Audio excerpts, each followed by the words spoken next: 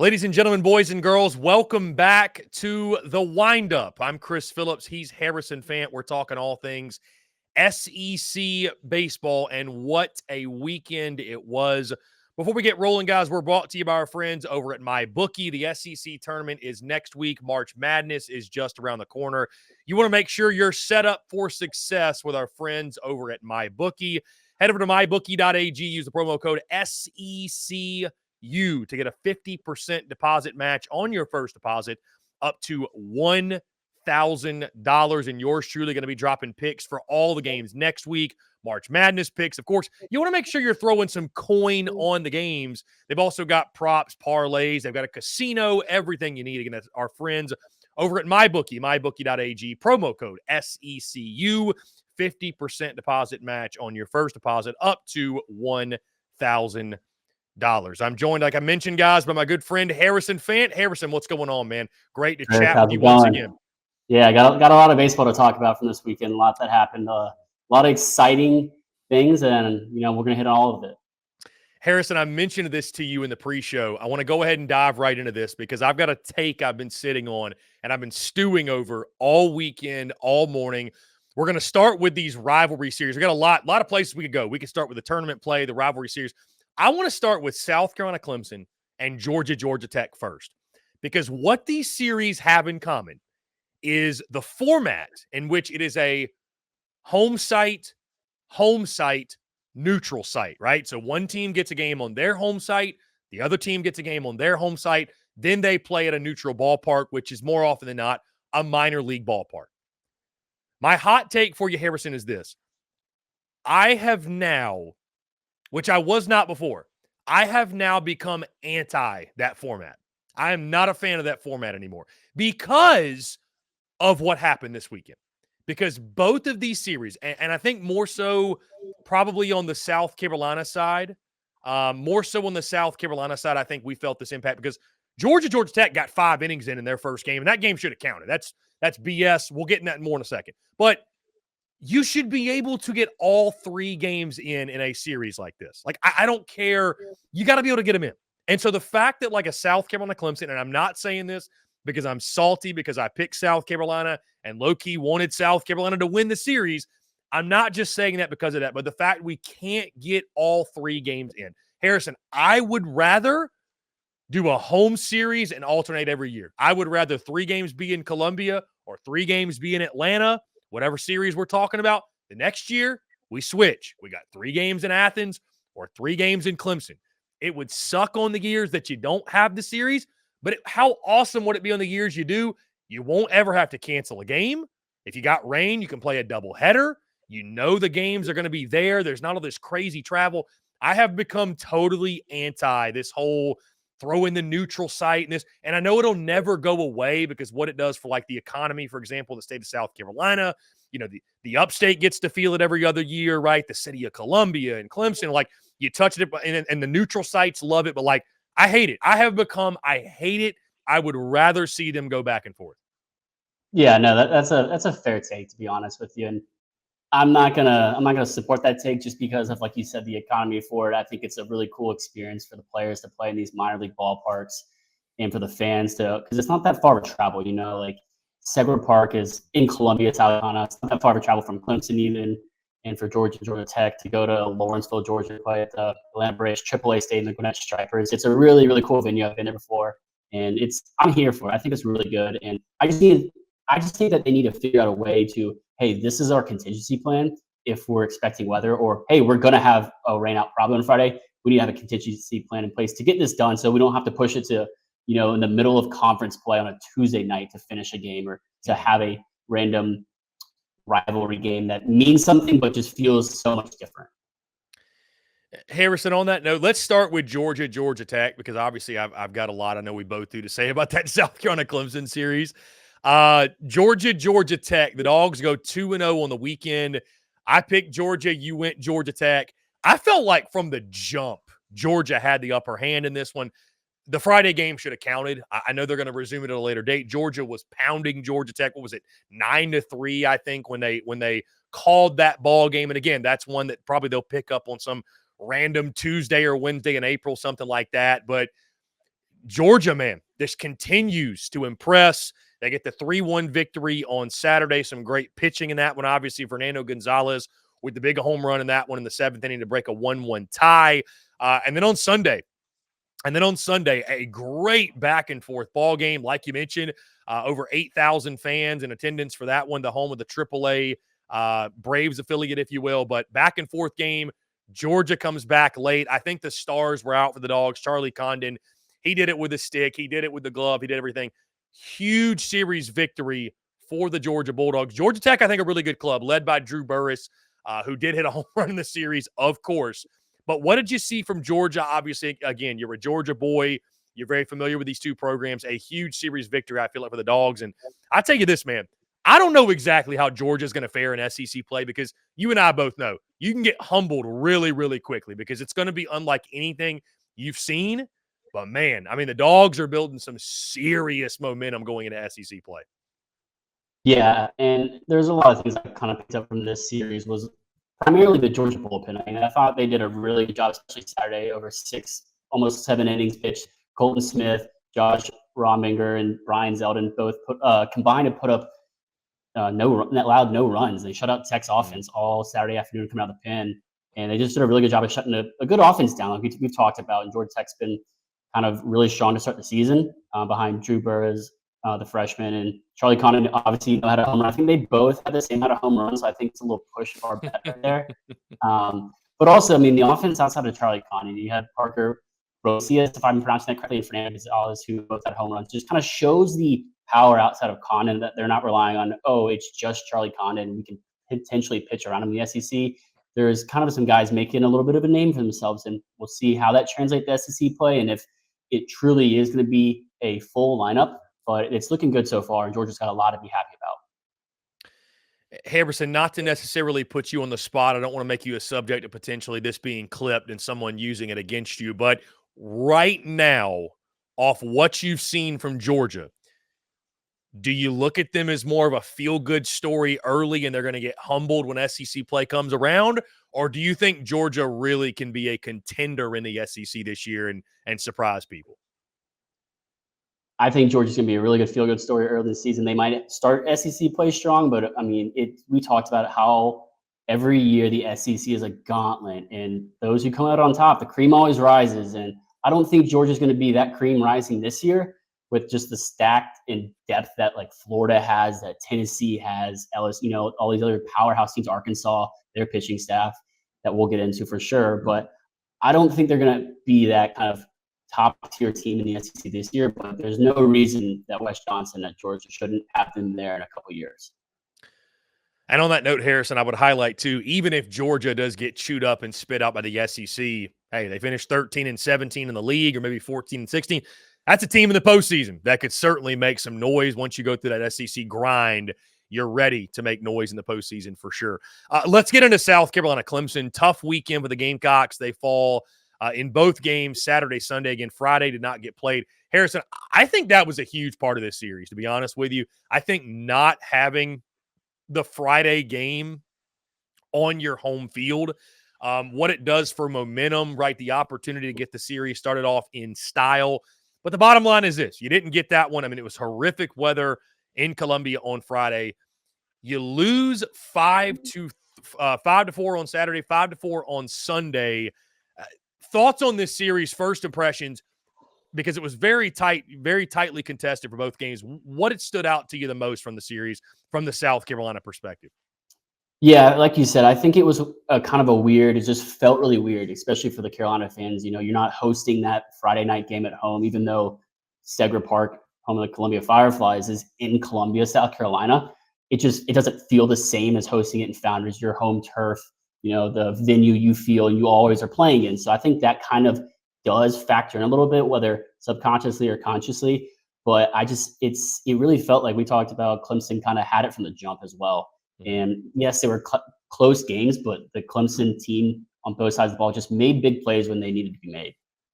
Harrison, I was stunned at the pitching, right? We talked about going the weekend that it was going to be an offensive slugfest. And I mean, watching both games, I thought the pitching fared really, really well for both sides. I think what was I expected South Carolina to have a little bit more pitching than Clemson. I did.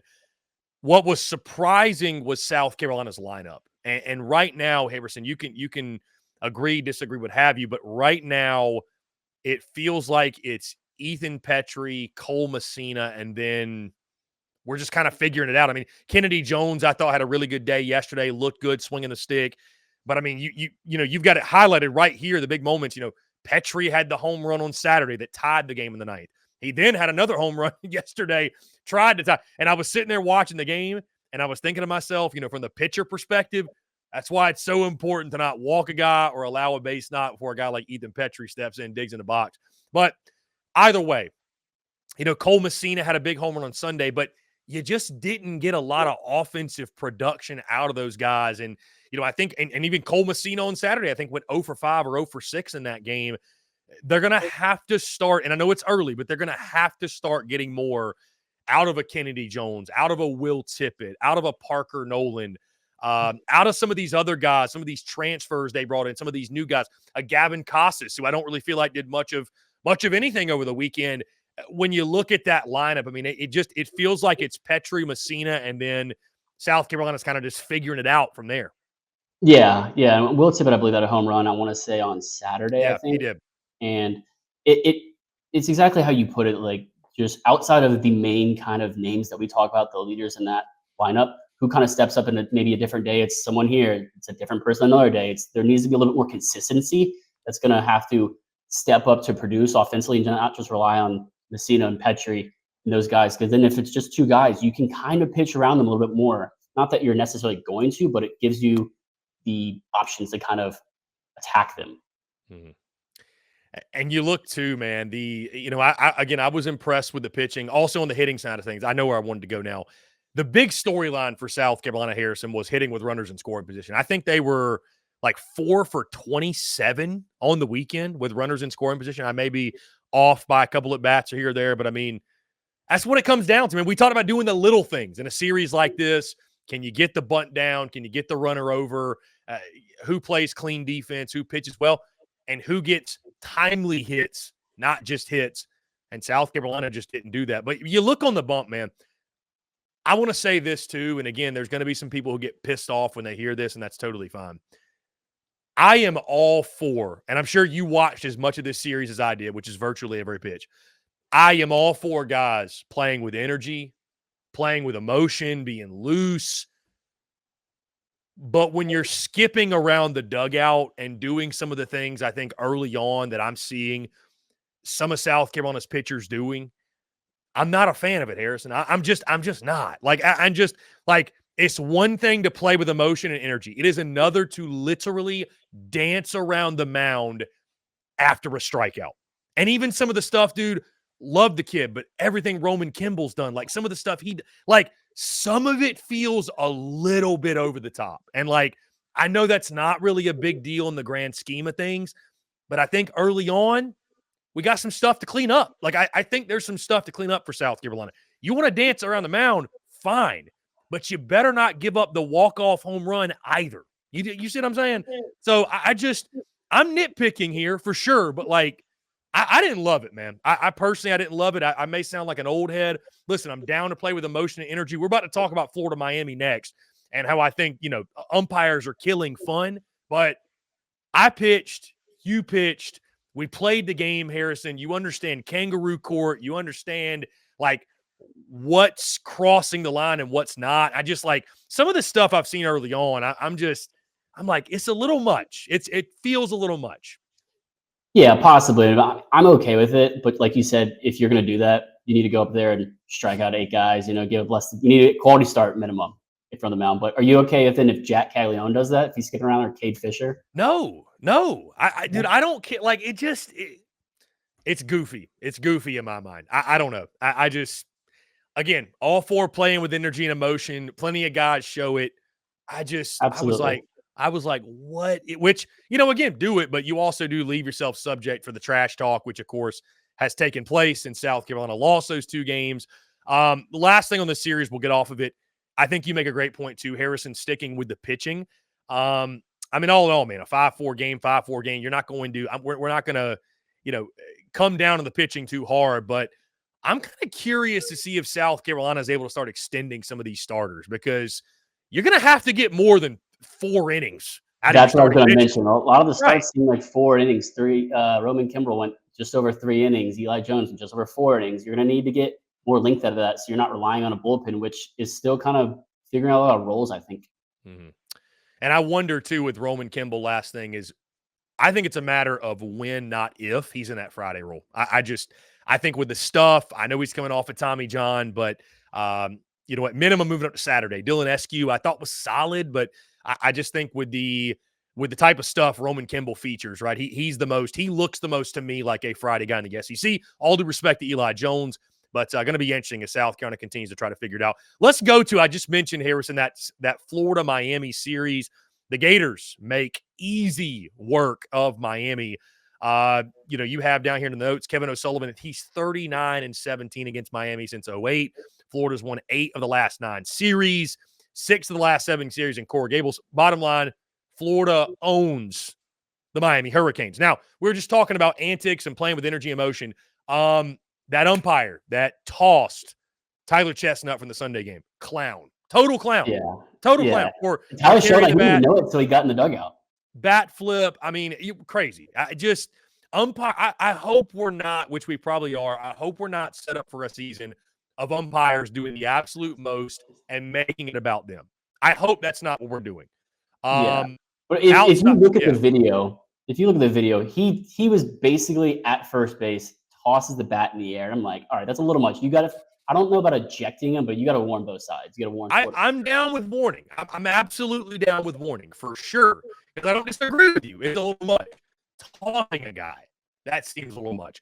Either way, though, I think that was probably the only thing that went against the Gators this weekend. Florida disposes of and I feel like disposes of Miami. They look like the Florida team we expected, right, Harrison? I mean, the offense was there, the power arms. Cade Fisher kind of got back to his form, although the stats, you look at the stat, they're okay.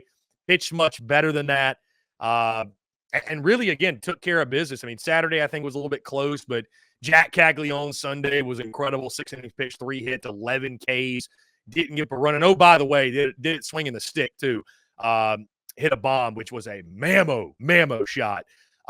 Your thoughts on the Florida Gators this weekend? And, again, man, that's like I mentioned, this is what we expected to see when we were talking about Florida and projecting them in the preseason. Yeah, definitely. I think it was a really good series. And you said Florida owns Miami. Recency, yes. Historically, I believe it's 133 and 135. I think Miami's leading the series by a game or two, I believe.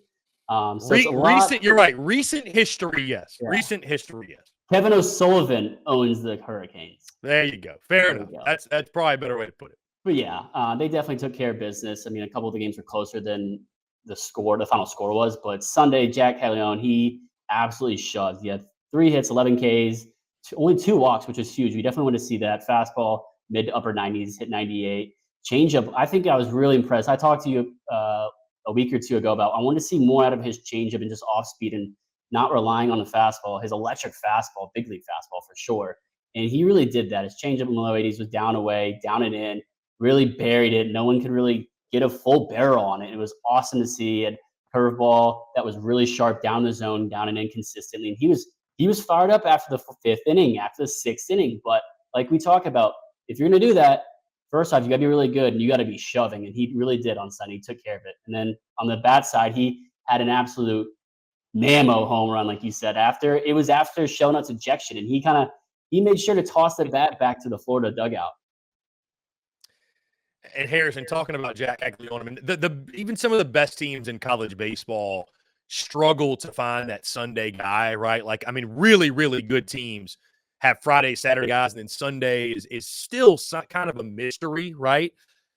I mean, I look at Arkansas, who we'll get into in a second, and Florida and their rotations. And I mean, dude, if Florida gets that version of Jack Caglione on a weekly basis, I know he's not going to be necessarily that good every week, but if they're getting the best version of Jack Caglione or close to the best version, Florida is one of the best teams in college baseball. I mean, there's just no question. I don't know who's going to beat them in a series. Like, really, truly, when you have 3 guys you can roll out there like that and you close out a weekend with Jack Caglione on the bump and then what he does swinging the stick, man.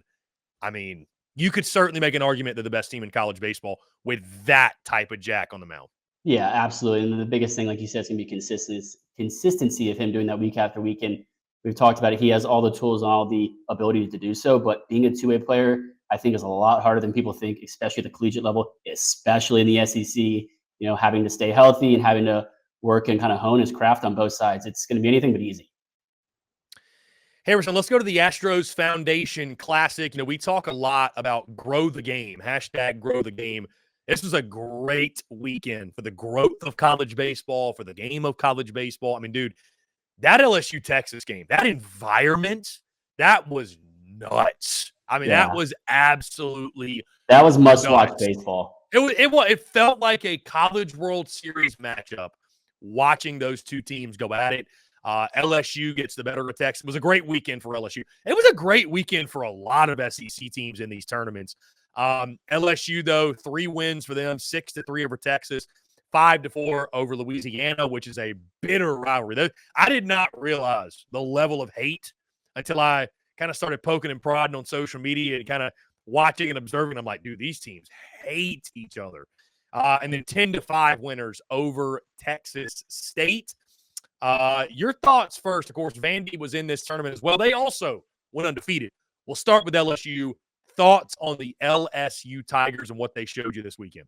Yeah, well, I think LSU continues to show us how good their bats are, but also how good their fans are. And they traveled to Minute Maid Park. That's Side note, by the way, I want to give you a lot of credit. Much deserved credit, because you said last week, Luke Holman, Friday night guy, ace. Not only did he get the ball, he made you look very smart. Yes, and I like it when that happens. That's for sure. More the merrier. And yeah, Luke Holman, he shoved him out. He looked so comfortable. He looked electric as a Friday night roll. It looked like is where he needs to be, and it's where he should stay the rest of the season. He went 5 2/3, 3 hits, 12 Ks, 1 walk, no runs, and he really commanded the zone, commanded the game. To be honest, he looked so comfortable. If you're a LSU hitter, if you're in the defense, you're like, we got Luke Holman on the mound on Friday. I don't care who we're facing. We're facing the top team in Texas, but we have our guys and we're ready to roll. And he did just that. He had the Friday night guys, Friday night stuff. Granted, we know he's not Paul Skeens. No one in college baseball, I don't think, is ever going to be Paul Skeens. Maybe Steven Strasburg was, but he looked so comfortable, and it was so much fun to watch, and he just dealt. And I thought that lineup too, right? You're going to see the best of the best when it comes to pitching staffs in a tournament like that, and certainly in a game one. LeBron Johnson Jr. from Texas. I mean, I thought they were really good against him. Showed a level of patience that you need facing a guy like that. We're grinding out every single at bat. Made him throw 91 pitches in 3+ innings pitched. Bear Jones was fantastic. Hayden Travinski was good this weekend. Gage Jump in that game 2 against Louisiana was really, really good. It feels like, and again, it's early, but it feels like, Harrison, you're seeing the pieces come together. Tommy Tanks was great, of course, as we'd expect. The pieces coming together for LSU. This is what you want to see early on, right? Like, you shuffle some guys around. You give a guy like a Luke Holman an opportunity, and he proves you right if you're Jay Johnson. But I think for folks that doubted LSU after winning the national title, losing big pieces like Skeens, like Cruz, what have you, I think they're seeing why most of us were still really high on LSU. I think the South Carolina transfer, Michael Braswell, I mean, I mentioned you this off the air, but I think South Carolina kind of messed up, not doing more to hold on to him. I thought he had a good weekend. But this LSU team, a wildly impressive weekend. And I think what LSU and Vandy and others that we're talking about with these tournament teams, these teams going to these tournaments, the benefit of playing in these tournaments, especially when it goes well like that, it's invaluable, man, because you just learn so much more about your ball club in games like this against competition that's on your level. And I mean, it was really impressive stuff, man, I thought, from LSU. Yeah, and LeBaron Johnson Jr. for Texas, he's a really, really good pitcher, and he's got a really high ceiling. But I think, like you said, we talked about off air, was LSU was really patient at the plate and just really worked his pitch count up, and not really what his plan was going in. He wanted to attack hitters and get early outs, and that's what you want to do as a pitcher, keep your pitch count down so you can go longer in the game. But LSU, just their approach of the plate was very good. Tommy Tanks had an absolute huge home run.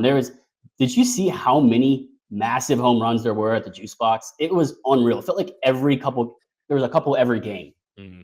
Yeah, I mean, the ball was flying for sure. Yeah, And I mean, I saw a couple upper deckers too. It was poke it nuts. out of there. To poke it out of there is it's a shot for sure. Yeah, yeah. I mean, yeah, yeah. it was cool. And Gage jump, he pitched really well. I mean, he didn't pitch as well as Luke Coleman, but I mean, that 5-4 win versus Louisiana was a lot closer just because the relief pitching for LSU gave up two of the guys gave up a solo homer each, but Javinsky really showed out in that game. The solo homer himself, 3 RBIs. It was a really well-rounded weekend for LSU and impressive. I think something you need to take away from this is that LSU is still top tier. It's just a different type of team than last year.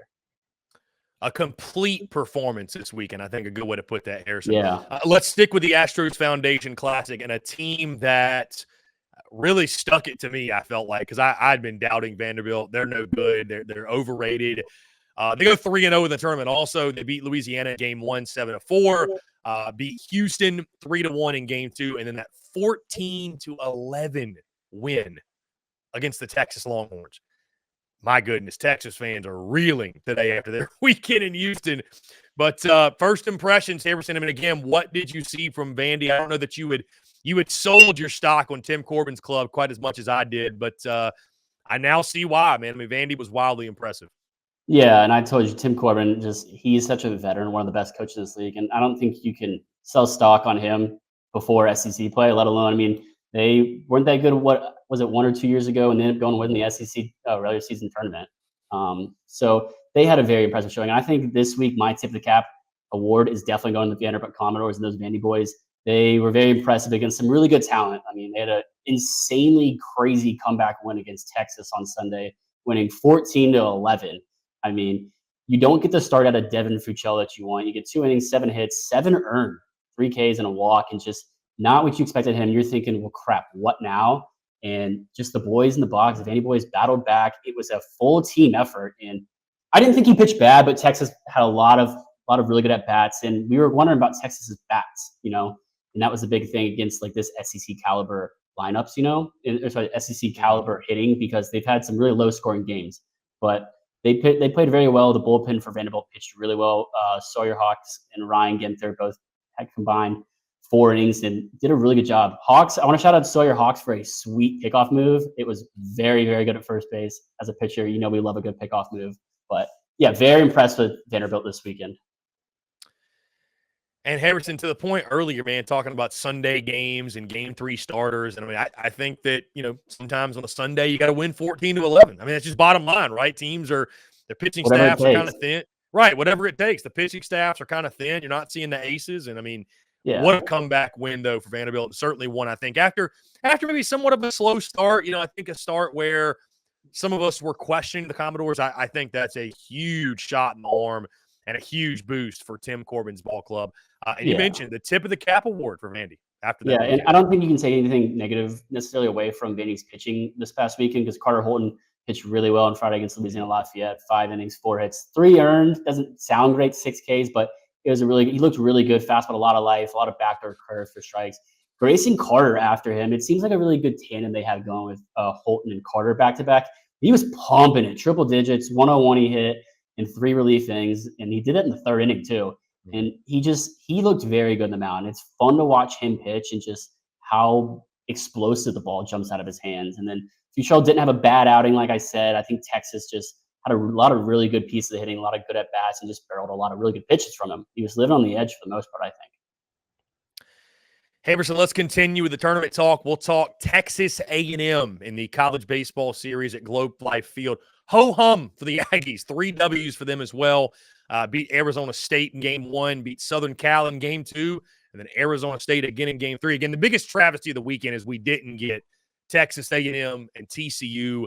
Whoever made the scheduling for that should be just ashamed of themselves. But either way, I mean, a big weekend in the Aggies. I saw some folks, even Harrison, which I feel like this might be a little bit aggressive. I've seen some folks having Texas A&M number 1 in their SEC power rankings. I mean, they are undefeated, right? I believe them and Georgia, the last 2 undefeateds in the SEC. Thoughts on A&M? Is the hype growing and building for you from what you're seeing from the Aggies at this point? Yes. Number 1, no. I think we got answers on a lot of questions we had on the pitching side. Ryan Prager, Friday versus Arizona State. pitched really well, 5 innings, 1 hit, 8 Ks, no runs, and it was really good. He's been I think he's been an under the radar guy for A&M this season. 16 innings pitched, 8 hits, no runs, 27 Ks, only 3 walks, and 2 extra base hits this season in 3 starts. Granted, those starts against McNeese, Wagner, Arizona State, but he's not controlling who they play. He's just going out there and he's shoving and taking care of business. He's doing just that. And I think the big question, Harrison, that at least I had, maybe some others as well, but like, you know, when you go through the first 2 weekends playing who you've played, let's just be fair. You're like, okay, is this team, you know, really going to be for real? And like you mentioned, the pitching was the big problem last year. I think they had the worst ERA in the SEC, if I recall correctly, at least one of the worst. And new pitching coach, Max Wiener, man, doing a hell of a job with that pitching staff thus far. And you saw it all weekend long, man. I mean, you just give up 8 runs in an entire weekend. I think you'll take that every single time if you're Max Wiener, any other pitching coach for that matter. So yeah, shout out to Max Wiener. He's doing a great job with the A&M pitching staff. Shout you the follow on social media. Shout out to the follow. Shout us the follow as well a couple weeks ago. Really good stuff. Yeah, definitely. I mean, shout out Texas A&M former Mariners pitching coach. He's the founder of the Arm Farm. Shout out to the Arm Farm. It seems like he knows exactly what he's doing, and he's putting results out at A&M. I mean, Ryan Prager, Justin Lampkin, and others. I mean, 3 other people they've allowed as starters 4 earned runs in 43 innings. I mean, I don't care who you're playing; those are elite numbers. Harrison, again, sticking with the tournament play, the Alabama Crimson Tide. I feel like sort of woke up some folks this weekend despite losing their 3rd game. A very, very loud Game 1 win over the Indiana Hoosiers, who Indiana, a team that many folks are high on, talking about they'll rule the Big Ten this year. 12-0. Alabama takes them down. Ben Hest was fantastic on the bump. You know, we talked earlier before the season when you previewed Alabama. Power Arms was going to be the story for them. I thought you saw that from Hess. They take down Arizona Game 2 in a wild finish in that one. What was it? Arizona's trying to steal home plate, pick him off, and the game is over at that point. And then lose to Dallas Baptist 7-5, their first loss of the season in Game 3. I feel like we should start there because, I mean, again, Dallas Baptist is a team that you've talked about. They're really good. And I still even saw people on social media commenting after the game, how has Dallas Baptist got these players? But, I mean, bro, DBU is for real.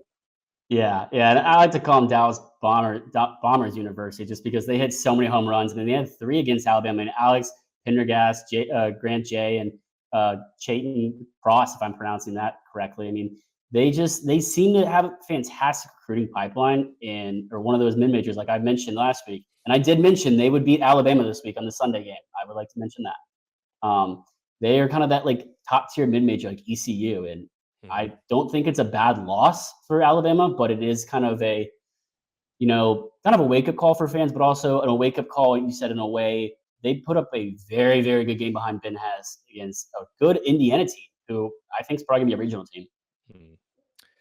I am fascinated to see how Alabama fares in SEC play. I really, really am. I mean, Rob Vaughn, he's pushing all the right buttons right now, and it's crazy. I saw a stat, and again, I may be a game or 2 off, but I think since what took place last season took place, it's something crazy like Bama's like 26-4 or like 26-7 or something like that. Like this team has just rallied around one another and bought into each other, believe in each other. And I mean, it's despite what they lost in the portal and, because I mean, they suffered some losses that could have really, really hurt some other teams. And this start for Bama, I think is about, all you could have dreamed of, really, if you're a fan of the Crimson Tide. Yeah. And I think it's all predicated on the Friday night start of Ben Hess, and he's just been fantastic for him, like we talked about. Rob Vaughn, and I'm going to read quote, says, "Thought his here was unbelievable. His stuff is real. He attacks the zone, and he was ahead of everyone. And when he does that, it's going to be hard to hit against him. I mean, he's got all 3 pitches for strikes, and he's 94, 98. He's got a ton of vertical break on his off speed, mid-80s slider, and an upper 70s curve. And he gets strikeouts on all of them. It's not just he's relying on one of them. He can strike you out with his fastball, his slider, his curveball, and he's a very dynamic 3-pitch pitcher." Hammerson, I'm jumping all over the place, but let's go to Oxford, Mississippi. Ole Miss, Iowa. I'm happy, honestly, to eat my words today. I did not want to see Iowa go into Swayze and get the W, although I picked them. Just was not believing in Ole Miss. And after Friday, I sat here and thought, I don't know if they'll win the game all weekend. Some of the worst bullpen pitching you will literally ever see. I mean, dude, it was walk, hit by pitch, walk. I mean, dude, just like walk after. Nobody could throw a strike on Friday. Ole Miss bounces back. I mean, I don't know if there was anybody in the country that needed a win on Saturday more than they did. So Ole Miss loses game 1, 13-7, wins on Saturday 12-5, and then wins the rubber match on Sunday 8-3. Harrison, the bottom line is this: stats be damned. This was just a weekend that Ole Miss had to find a way to go 2-1. And credit to Mike Bianco's club for getting the job done, especially after a really, really rough start. Yeah. And like you said, credit to him. And he's just, you got to find a way to win. You protect Swayze Field, and you got the Swayze Crazies.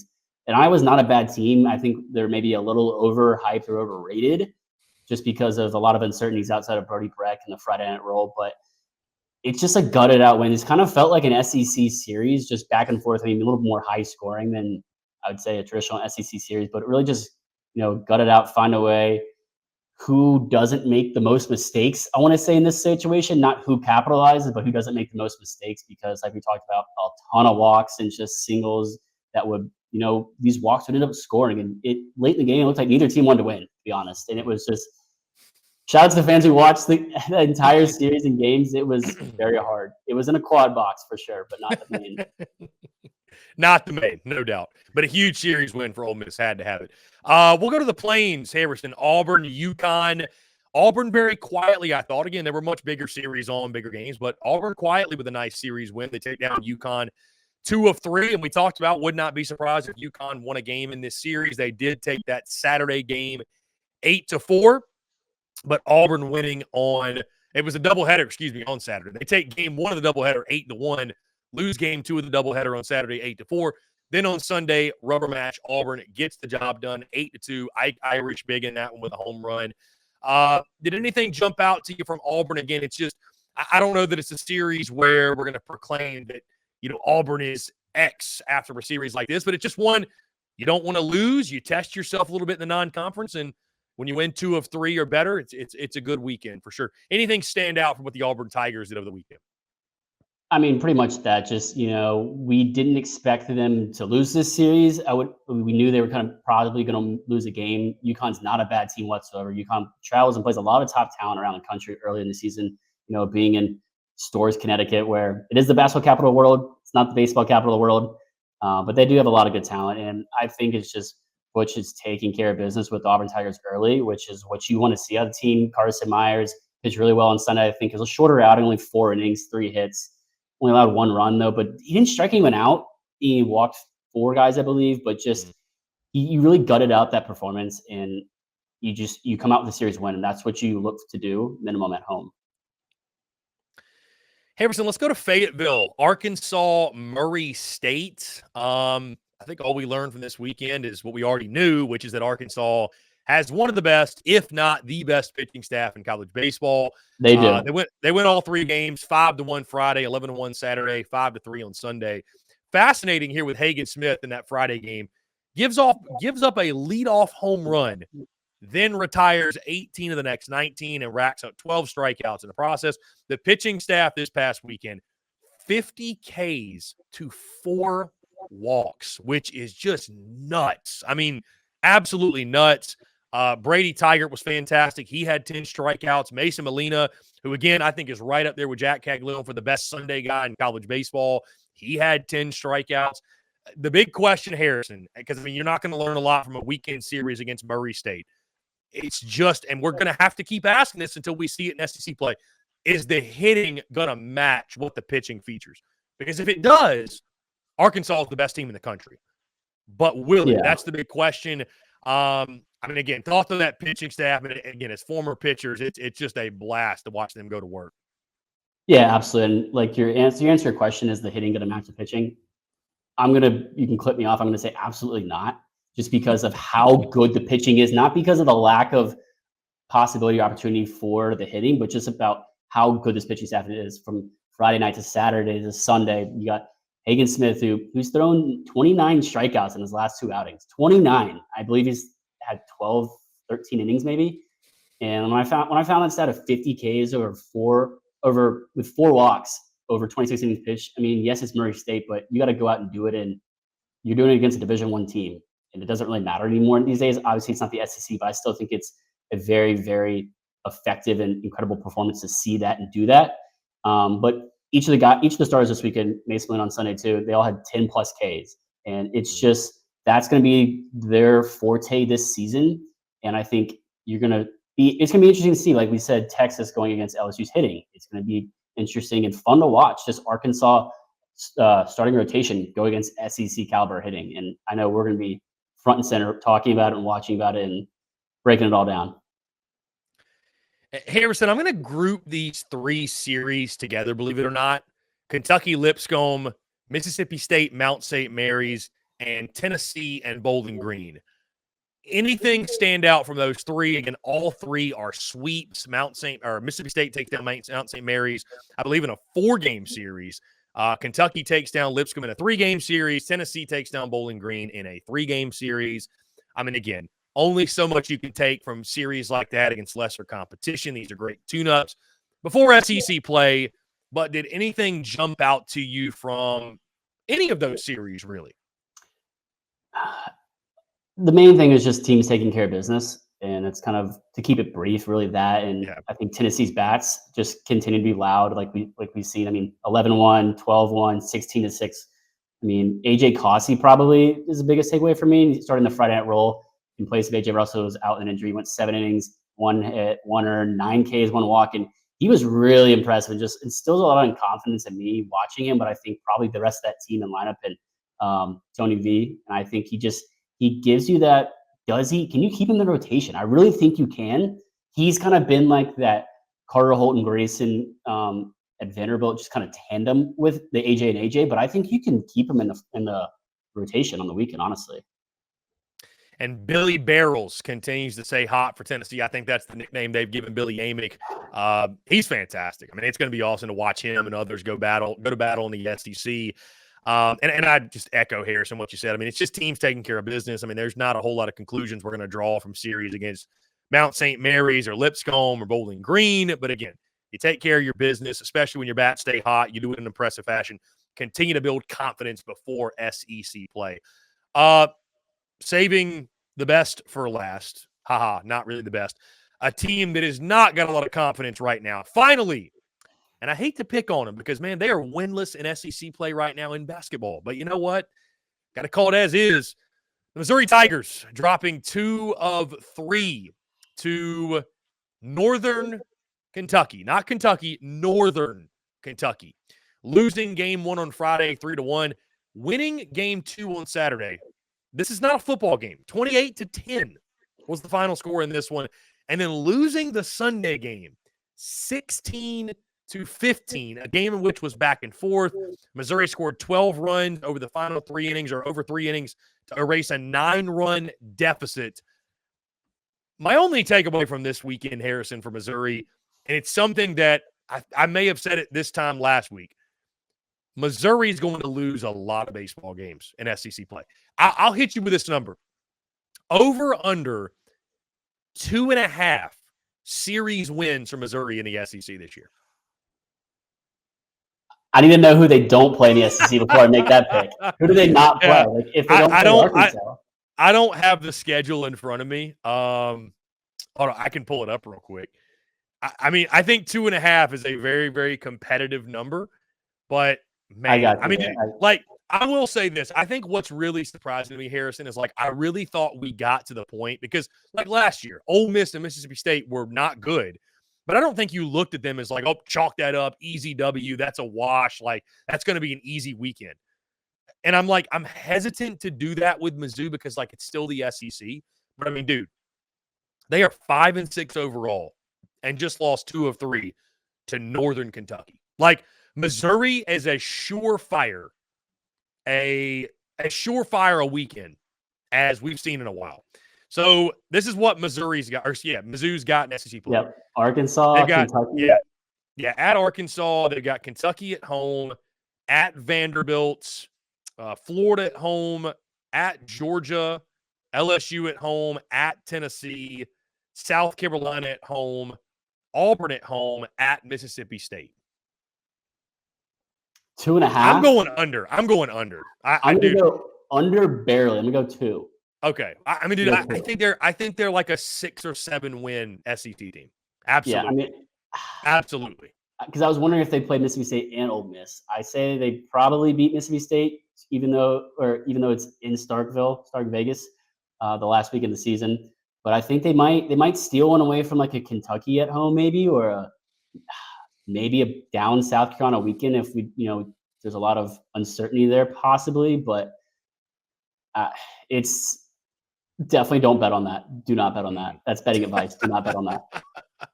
But yeah, I mean, I do want to highlight a couple guys from Missouri this week. And Jackson Lovich and Thomas Curry back-to-back home runs on Sunday. Curry went 3 for 5 with 4 RBIs. I mean, they're I think kind of the front runners on that offense, and just they're the ones that seem to be taking the next step. I guess is a way to put it. And I'm curious to see if they can continue to do that. If it's just north of Kentucky, but bad week to be a pitcher if you're a Missouri Tiger. Tough Monday, probably a lot of polls. I'll be honest, probably a lot of polls for each run. But yeah, I mean, I feel bad picking on Mizzou so hard, but I mean, it is what it is, man. It's just, I guess Missouri. You got to give Garrett Jackson some time, though. I think. Yeah, you got to give Garrett Jackson time. It's the toughest job in the SEC. What I was going to say though is, I think Missouri fans sold their souls, or sacrificed to the sports gods. They said, okay, you can have basketball and baseball as long as we're good in football, and so. There you go. Missouri had an 11-win season in football, and basketball and baseball can go to hell, I guess. Whatever. You can't be great at every sport unless you're the Tennessee Volunteers. Exactly. So, no, in all seriousness, though, Garrett Jackson, give him some time. We all knew it wasn't going to be an overnight fix. Harrison, before we get out of here, top 25 has been released by D1 Baseball for week 3. Any thoughts? I mean, we've got Arkansas at 2, LSU at 3, Florida at 4. A&M, Tennessee, Vandy at 7, 8, 9. Alabama moves up to 15th. South Carolina falls to 21st. Auburn's at 19th. Does anything jump out to you here? I mean, I'll be honest with you, Harrison. I like keeping up with the top 25 because it's fun. I don't react a ton because I know these guys aren't going to be shuffling teams up and down a bunch just with it being so early on in the season. But did anything stand out or anything surprise you with the top 25 today? Not necessarily, really. I mean, I think South Carolina is kind of where we expected them to be. I think they fell from 19 to 21. Auburn moving up a couple spots. I think they were 23, if I'm not mistaken, or 24. A lot of movement, not a lot of movement, but the movement there felt comfortable and felt like the right moves. Was no too drastic of a jump, no too drastic of a fall. I mean, we saw Indiana who fell out, but I mean, I think it was, like you said, nothing's going to really drastically change until we get to more conference and SEC play specifically. Because if you look at it, the SEC's got 3 of the top 5, 3 of the top, or 6 of the top 10. It's just, it seems like probably half of it's or 2/3 at least of it's the SEC. But we'll see.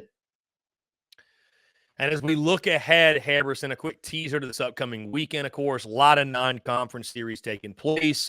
We'll dive into those more on Thursday. But when you look back on week 3 or weekend number 3, most memorable thing of the weekend was the one thing you take away from the third weekend of the season. Yeah, most memorable thing, Chris, definitely was the Astros Foundation Classic for multiple reasons. All right, hear me out. First reason, for streaming it on platforms across the internet for all the fans to watch. Shout out to the Astros. Shout out to the freaking Astros, man. Yep. Yeah, I could have seen a couple innings of Texas A&M baseball or Alabama baseball or what have you had others decided to do that, but I didn't. So it is what it is. Yeah, no, and it was a really good broadcast, honestly. I enjoyed watching it on YouTube. Yeah. And I think my second point was definitely LSU Texas and Texas Vanderbilt. Shout out to Texas for being in the 3 best games of the weekend with Texas State with an unreal Texas State comeback. They are not a bad team either, so count that as a quality win for, I believe, LSU. And so that was probably my most memorable thing, and it wasn't the SEC. My most memorable thing, Harrison, was coming to the realization that the home and neutral site format stinks. That's my most memorable form. I think if they're 2 further spread out rivals, like, and they're like different states that like Georgia, Florida, yes, but since they're so close, I'm here for it. You just got to figure out a contingency plan, to be honest with you. Yeah. I got one for you. I got one for you. Yeah, go ahead. Yeah. All right, who do you have the most confidence in of these three teams throughout the season? A&M at number 7, Tennessee at number 8, or Vanderbilt at number 9? Tennessee at 8. I have to stick with Tennessee because I picked Tennessee to win the SEC East. So of those three, I'd probably still say Tennessee and Tony Vitello. But I will tell you this: Texas A&M, they're going to be dangerous, very, very dangerous. I mean, when you got two guys in your lineup like Jace Lavalette and Braden Montgomery, and I mean it goes far beyond that, but that's a hell of a place to start, dude. I'll tell you this, maybe, and I know we're not there yet, obviously, but I cannot freaking wait. When you look at week 1 of SEC play, very underrated series, dude. Texas A&M Florida is going to be a battle. That's going to be a battle. Cannot wait. I think you muted your mic, Harrison. Maybe not. I don't know. I think the mic is muted for Harrison. I have no idea what's going on. What button did you click? I cannot hear a word you're saying. Did I click something? I don't think I clicked anything. You got me now? I got you now. Okay, there we go. I didn't click anything. I didn't click anything. The baseball gods didn't want to hear you speak on A&M in Florida. But dude, that's going to be a battle. Preach on how good of a series it's going to be. Dude, going to be electric. Yeah. Yeah, I'm going to love that. Best moment or anything else stand out to you nationally, SEC, can be whatever, in the college baseball world. Anything else stand out? Best moment? My best moment is a question for your best moment or more impressed with moment. Are you more impressed with the power of the home runs at Minute Maid Park this past weekend or the amount of guys that throw 96 to 98 to 100? I've kind of become numb to the fact that everybody throws 96 to 98 to 100. So I've always said it's scary that guys can throw 100. What's scarier is there's guys that can hit it. And so, yeah, watching guys just launch balls and it's like 100's not even phasing them anymore is wild to me. And yeah, it's always cool seeing aluminum bats in major league ballparks and seeing the baseball fly like that, fly around is just a pleasure. It's a lot of fun. Okay. Memorable moment that came up was, I don't know what the reference was to, but the Florida-Miami series, there was some fan that decided to wear a blue, like, character head behind home plate that was sitting there just the entire game. Wasn't it like a blue Elmo or something like that? It felt like a blue, like it felt like Sesame Street vibes to me. But like Cookie Monster? Was it the Cookie Monster? Something like that? I didn't want to say because I didn't want to incorrectly. Yeah, I don't know. Whatever. I did see that. That was very, very funny. We actually tagged no context college baseball on that, which was a blast. Yeah. My best moment. Yeah, what you got, Chris? Yeah, I mean, I love Rivalry Weekend. Obviously, watching these teams go to battle. I like what you said too. I mean, I don't know. I think the best moment, probably watching Jack Caglione shove. Honestly, watching him do it at the plate and on the mound. Jock Tani, that was so much fun. I mean, he is. I don't care who you're a fan of. He's must-see TV, and I think folks really need to appreciate the greatness that is Jack Caglione this season. So that'd be my best moment. What Jack Caglione's doing on a weekly basis. All right, so yeah, go ahead. To kind of wrap things up, who are you buying stock in the SEC right now after this week, and who are you selling stock in? I feel like I should buy more stock in Alabama. I don't think I've been giving Bama enough credit. I really don't. It's so easy to look at Bama and say, okay, they're more of a football school, or they're doing it in basketball. Like, they're not a baseball school, but I mean, they're for real, man. They keep winning. So I'll buy more stock in Alabama. Who am I selling stock on? And you can't say Missouri. No, I'm not going to say Missouri. I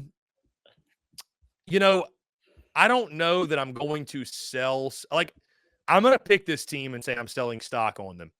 It's not like I was overly high on them. I thought, I think I slotted them fairly, but I'm selling stock on South Carolina. I am. I just, more so from the standpoint of this. I think the issues that I thought they were going to have, I think they're going to have them. Like, I feel like, bro, I think you can see it coming from a mile away that this lineup is thin, and I'm worried about the pitching staff. Even though they were impressive against Clemson, like, the depth concerns me. The depth of the pitching staff, and it's not a good sign early on when you cannot get a starter past the 4th inning, past the 5th inning. Like, that's not a good sign. So I'm just – like, again, I picked them to finish 4th in the East. I thought South Carolina's probably going to be like a 15-15 type of SEC ball club. I think they could still be that. But if it goes one way or the other, I think it's more likely South Carolina 14-16, maybe 13-17. Also, I'm selling stock on Mark Kingston. I just – and I posted this, for the first time in my lifetime, we have to sit here and admit that Clemson has the better head baseball coach in South Carolina. They just do. Like, you said better coaching staff. Better coaching staff. Does that include former Clemson coach Monty Lee? I mean, dude, I love Monty. Like, dude, here's the thing. You take Monty Lee off this coaching staff, and I think a lot of Gamecock fans wouldn't have had a lot of hope this season's going to be much of anything. I look at Monty Lee as I give him so much of the credit for fixing the hitting last year. I mean, he's literally the hitting coach. And before that, Kingston's teams could not hit. So, but I mean, there's no Gamecock fan out there that has a shred of ability to be objective. There's no Gamecock fan who would not trade Mark Kingston for Eric Backage right now. Right now. Literally.